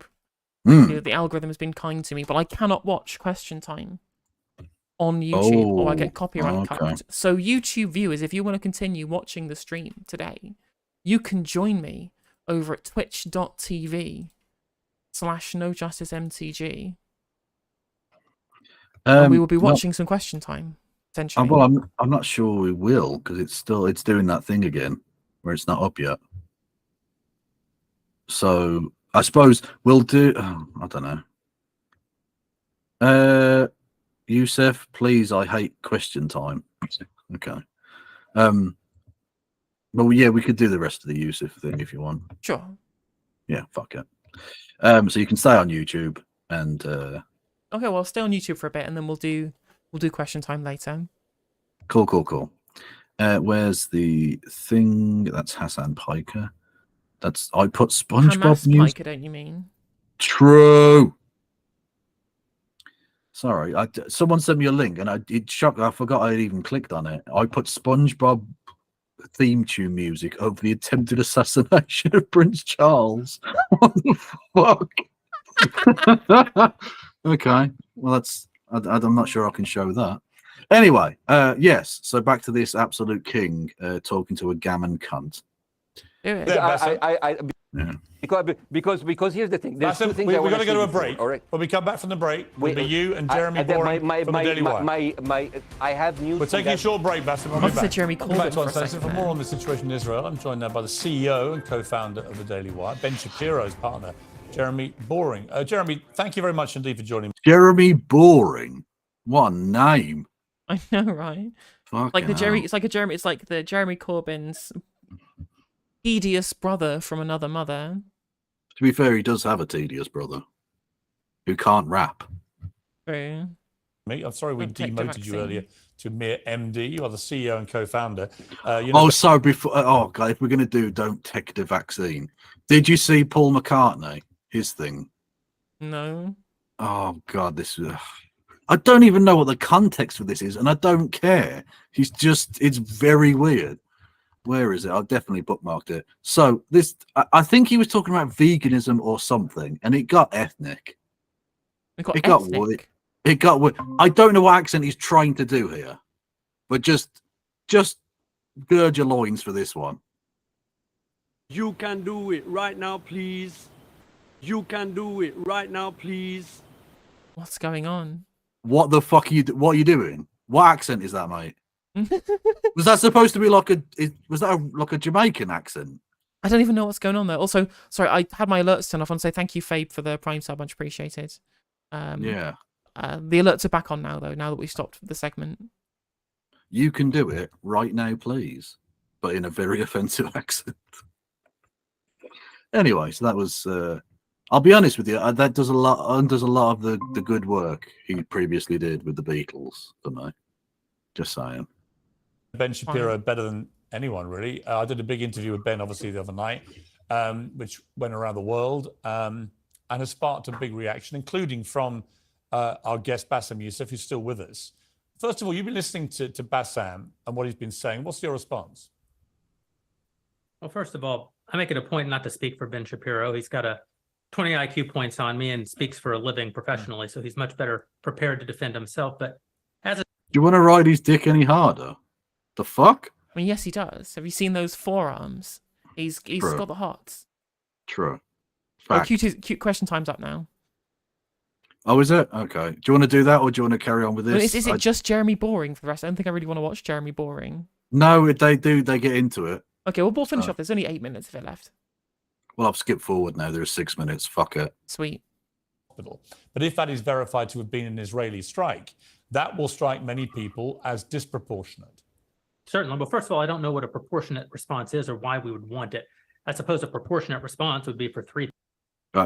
No, proportionate response would be like not doing war crimes. I can't believe that needs to be explained to adults. Really, that's a very strange approach to this discussion. Yeah, quite. 1,000 Israelis to go through the fence, gun down innocent Palestinian women and children, burn their bodies, burn them alive. Well, to be fair, they are doing that. Like, you can't say that as a hypothetical when they are literally doing that. They've dropped white phosphorus on civilians. So, like, this hypothetical, well, that would require Israel to do awful things to Palestinians and kill innocent people. Ha ha ha. Yeah. Have you not realised that the Hammurabi Code is enshrined in Israeli law? Apparently. True. Alive, take hostages, rape their women.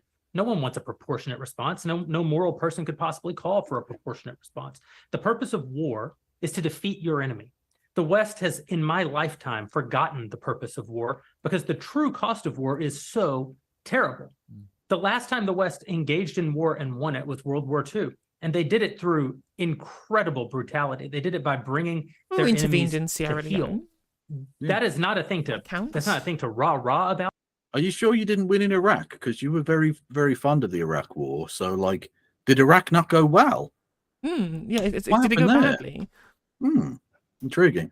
And if so, why the fuck should we listen to anything you have to say on anything at all? Exactly. Because it seems like you're just a warmongering piece of shit who wants to wade in the blood of brown people. True. You And even then, fucking monster. well, if his case here is, well, actually, the problem with war is that the West hasn't done it well enough, rather than have been doing too much of it. That's, I mean, the fact that like these neocons, they're not even liked. These neocons are hated.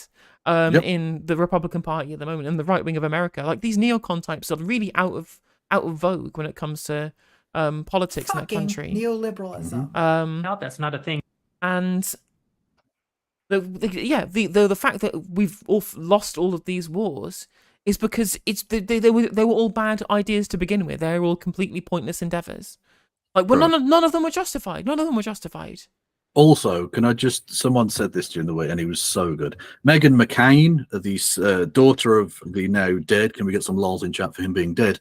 Former Senator for Arizona, John McCain, who was going on about winning wars and stuff, and how God intervenes on righteous people so they can win wars or some dumb shit. Basically defending Israel. True. God indeed did intervene for Ho Chi Minh.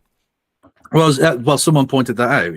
They said, was it your dad fought 2 wars, one against the Vietnamese and one against the brain tumor, and lost both?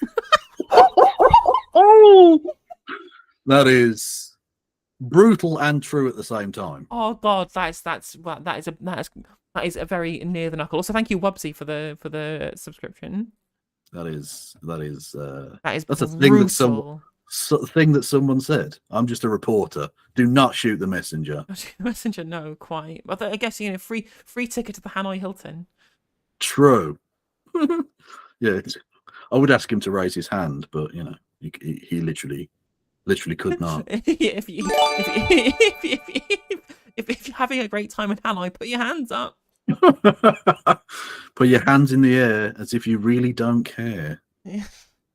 Thing to look forward to. As I said, all decent people should avoid war. But I think the sort of lie of the post-World War II, the post-war consensus lie, is that somehow war in which you kill a bunch of people and don't secure victory is morally superior to war where you do secure victory. I would say that the only way to morally justify a war is to win it. Otherwise, the very argument that brought you into the war, this enemy must be defeated, ends up being proven a lie. I mean, Afghanistan. Or just don't go to war. Or just don't go to war. Ideally, that is also an option. But like with the Nazis, what we did is we went in and killed Nazis. No, innocent people did die, a lot of bombing and things. Let's not pretend otherwise. But we weren't like dropping Agent Orange on people. We weren't using white phosphorus against children. No, we were trying not to bomb hospitals, ideally. Everyone points out, like, they use, like, Dresden as an example, but actually I think that even though people, like, try to condemn Dresden now, there's a really great 3 Arrows video about Dresden narratives, and even though that's nowhere near as bad as some of the stuff that's been happening. Yeah, well, exactly. And, I mean, on the point of Dresden, people say it was not a military target. It was a huge railway hub. Now, unfortunately, the people that were using the railway at the time largely were civilians trying to escape the Russians. But regardless of that, it was a railway hub. So they bombed, ideally, the railways. Very imprecisely. Because given how imprecise bombing today is, imagine it back then before they even had, like, proper radar. Yeah, it's a miracle the dam busters worked as well as they did. Yeah, like the fact that they hit the right city at any point is a miracle, frankly. Yeah. But yeah, they were trying to bomb railways. So, you know. Exactly. If we actually want to look at a World War II, like actual, you know, something which is morally unjustified, didn't they change the target of one of the atomic bombs because one of the army commanders had gone on holiday to one of the intended targets and said, it's too nice, don't bomb there, so we'll bomb something that's not quite as much of a military target. That was Nagasaki. I'm not sure, but I know there was one guy who survived both bombs. There was, yeah. Amazing story. Not Kyoto, that was what it was. Yeah, someone had been to Kyoto, so said, please don't bomb Kyoto, I think it's too nice. True. Was that General Leahy, I think it was? I'm not sure. I think America had every right to go into Afghanistan. The Taliban was harboring. Did that go well? I just want to. The wars you like to support, my friend, seem to be major fuck-ups that kill loads of people and end up with the exact same idiot, cruel cunts in charge anyway. Yeah, exactly. On top of that, right? Like, you say, oh, well, we had to go into Afghanistan. You were the ones who got Afghanistan into the position that it was in the first place by arming the guy who caused the 92 civil war. The brave fighters of the Mujahideen. How dare you? See, the gigantic irony of all of this, right? So I literally only found this out the other day, and once Mohammed Najibullah was deposed by the Mujahideen in the early 90s, right? There was a meeting in Pakistan. It was the Peshawar Accord to try and decide what would happen to the country afterwards, and all of the Mujahideen signed it, apart from one of the warlords called Gulbuddin Hekmatyar. And Gulbuddin Hekmatyar was explicitly the person who was getting money and information from the CIA, right? So the CIA inadvertently funded the guy who attacked the government of Afghanistan to create the civil war that allowed the moral vacuum or the political vacuum for the Taliban to do a coup in Kabul. So thanks, America. Well done. Yeah. And what's on top of that? On top of that as well is that at the time where Gulbuddin Hekmatyar said he didn't want to agree to the Peshawar Accord, do you know who criticised him for being too much of a warmonger and being too reticent for peace, right? Guess who criticized? Close. Ronald Like, you Reagan? won't believe it. You won't believe Henry what Kissinger? No, it was Osama bin Laden. The Americans were arming someone who was too bloodthirsty for Osama bin Laden. The kind of guy that can call bin Laden like a centrist, fence-sitting cock.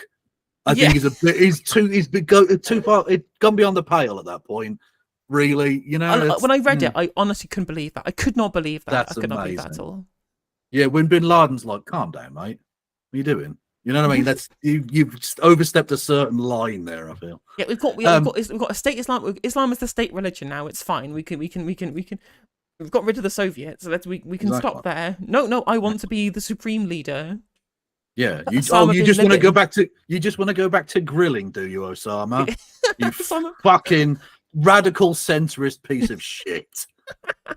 Anyway, Susomu Yamaguchi, then a 29-year-old naval engineer, is the only person known to have survived 2 atomic bombs that were dropped on by the US on Hiroshima and Nagasaki in 1945. Love it. So thank you, Fabe, for the gifted sub. Appreciate it. Yeah, don't forget, give us both money. True, that's the thing that you can do if you're enjoying the content. It is only 99p to become a member on YouTube. You can also gift memberships, super chats, and then on Twitch you can subscribe, drop bits, or gift sub, or it's need to subscribe with Prime if you are a Prime customer with Amazon. You can give us some of Andy Jassie's money. True. Yeah. Osama bin Laden and Al Qaeda. Fuck me! I just name check all over the place. Osama's having a big night on this show. I love it. Osama. Clip that. Osama. Osama bin Kier. Fair enough. Al Qaeda flew planes into buildings in the United States, killed thousands of our citizens, brought the nation into untold agony, pain, and horror. America had every right morally to go in. Was it and destroy the specifically bin Taliban Laden and who did destroy 9/11? Al-Qaeda. I thought it was just a cell in Saudi Arabia. They're mostly Saudi, aren't they? Well, they certainly took credit for Took it. credit for it, okay. Yeah, but I mean, terrorists tend to take credit for stuff. Either way, bad dude. I don't. Yeah, that's not great. Not really Although question. apparently, again, centrist for the CIA. True, and didn't even go to Chicken Cottage. You know exactly. halal. Total flipping idiots, man. Could have got a bargain bucket, $6.99. True. Yeah, but I would argue, The Jeremy, Taliban now rules Well, in that's my Afghanistan. The point. war was not won. But that's my point, actually. I've done a column about this tonight for The Sun here in the UK, which is I was editor of a newspaper when the Iraq war happened. I opposed it very aggressively as the editor of the paper. Jesus Christ, that doesn't give you permission to be for other war crimes. Yeah, well done. 20 years ago, you opposed one illegal war.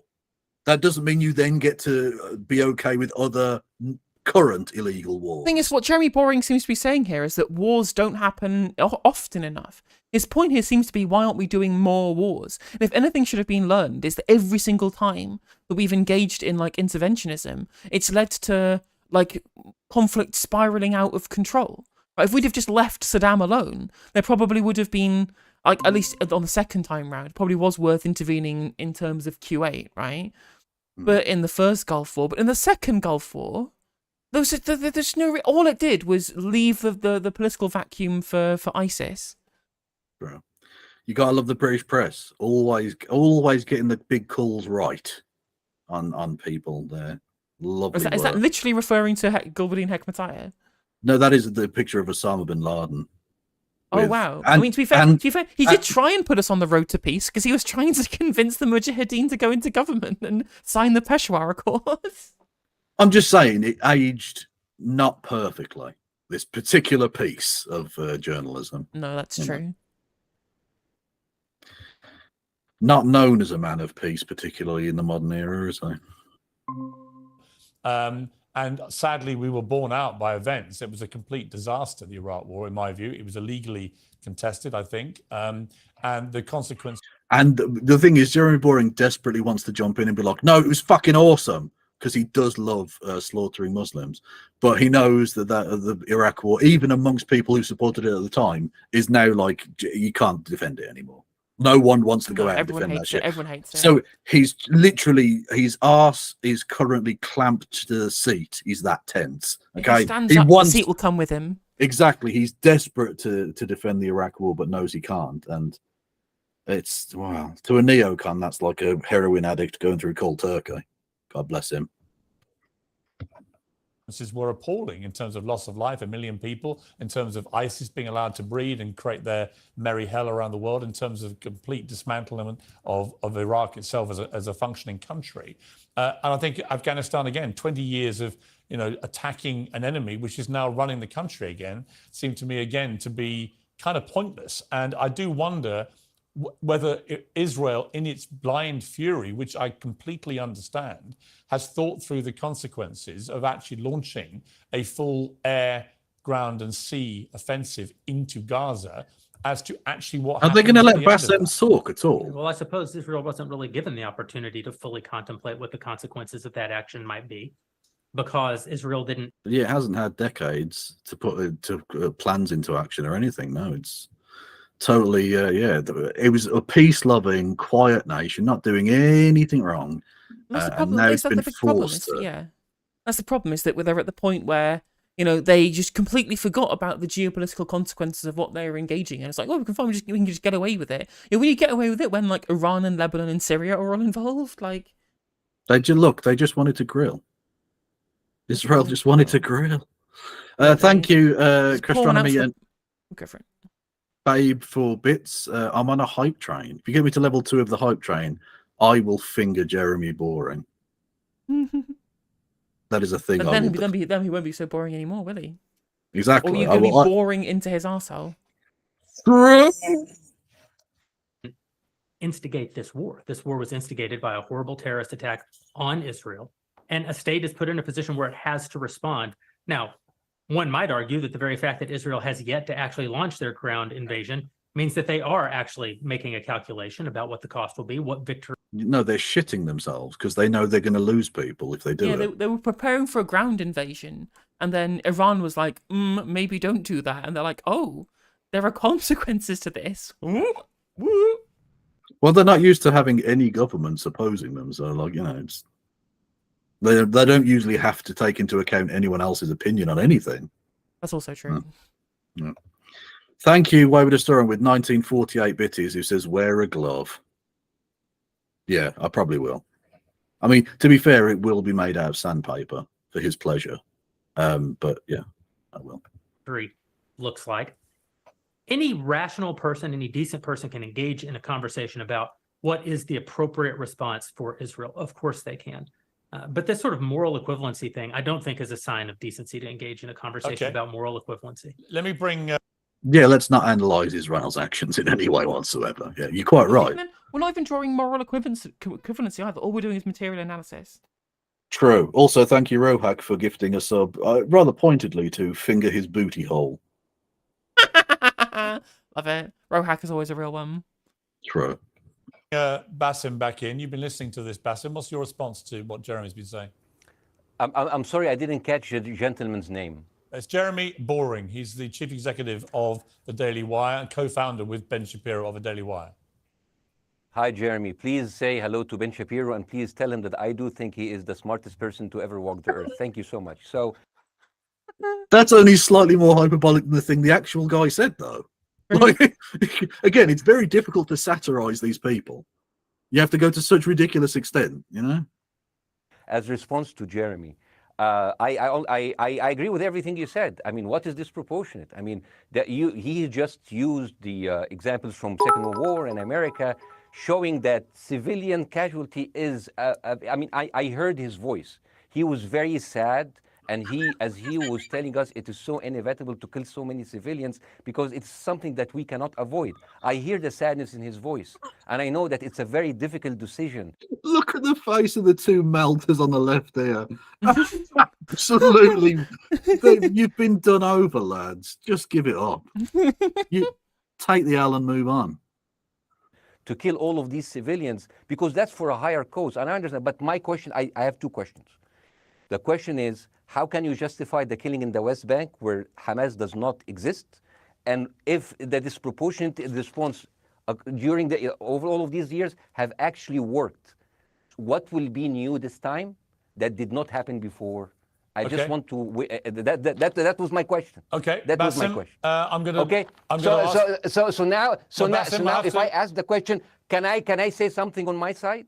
Well, Bassem, with respect, a little bit personal. Bassem, with respect, I gave you half the show to have your side. Jeremy's had a lot less time. I'm going to have to. You move want me on. to leave? Bassem, or do you want me to stay? I'm going to have to let you go because we've been on air with you for 40 minutes. Oh, okay. Now. Bye bye. But listen, bye bye. I would like to talk to you again, and thank you for joining the program. I appreciate it. Oh, by the way, my wife's family is all right, and they sent us a house. It's bombed. It's beautiful. It's going to be a good like Halloween theme. So well, I'm very.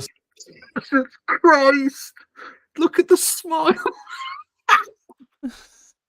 This guy, honestly, he's reached levels of trolling I didn't think was humanly possible.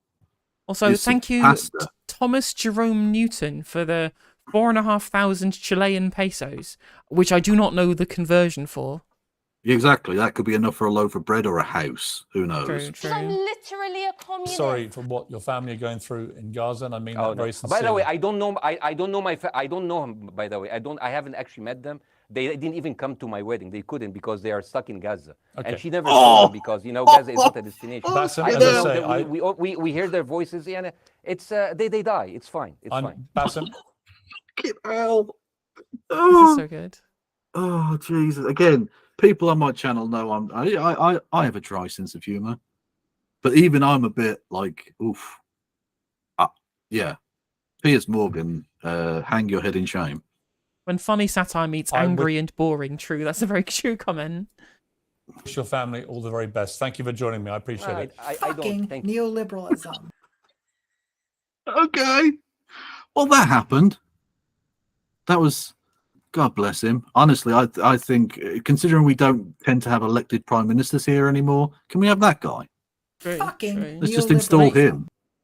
Egypt can have him instead of Sisi. True, although to be fair, I would have a ham sandwich over Caesar. Although that would be a bit weird and offensive for a country of largely Muslims. Anyway, I am going to go for a quick piss because I've been going for 3 hours. So we'll get on to question time in a second. Take over for a moment. No worries at all. That was quite something. Although to be fair, I wish we'd have got more time with Hassan and with Piers Morgan, because I felt like we didn't have enough time to actually go through a lot of the issues, which was frustrating. Be Prime Minister of the Internet. That was Bassam Youssef, DJ Drogs. Being interviewed by Piers Morgan and Jeremy Boring, the definitely not nominally deterministic founder of the Daily Wire. We're watching Question Time in a second, only on Twitch, because I can't stream it on YouTube, unfortunately. So all 77 you watching on YouTube, you're going to have to move into Twitch, which I probably will do now, because we'll be watching it afterwards. So let me drop you the Twitch link so that you can move into the correct stream. So just click that link and you'll drop into our Twitch chat for watching Question Time. If you so want to. It's up to you, of course. And again, you can of course become a member of the stream for only 99p on YouTube. Get access to all of my live VODs. Nominative determinism is true, which is why Jumbly Crumbles was so aptly named. Also very true. His 2019 electoral campaign crumbled like rack concrete. the same rat concrete that he would have engaged in capital investment to replace. I have no doubt.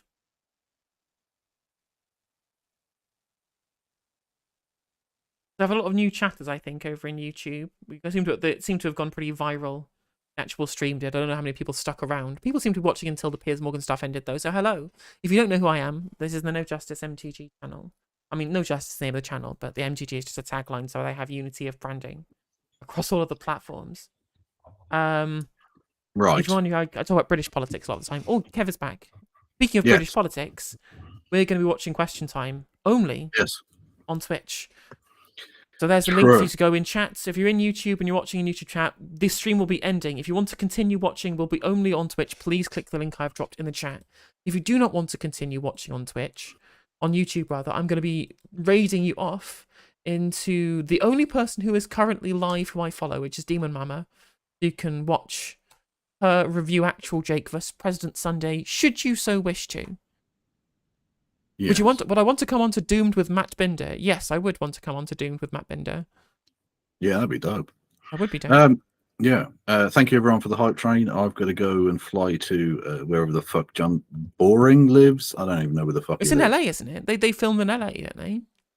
Have I got to go all the way to LA? Well, there we go. It's a long flight to finger a man. True. You can quote me on that. Kevin Logan, 2023. Absolutely. Right. So in which case, I'm going to now end my YouTube stream. Thank you everyone for joining. Please click the Twitch link. Please join on Twitch. Thank you. Please click the link. Oh, God, I've got to sign in. Fuck's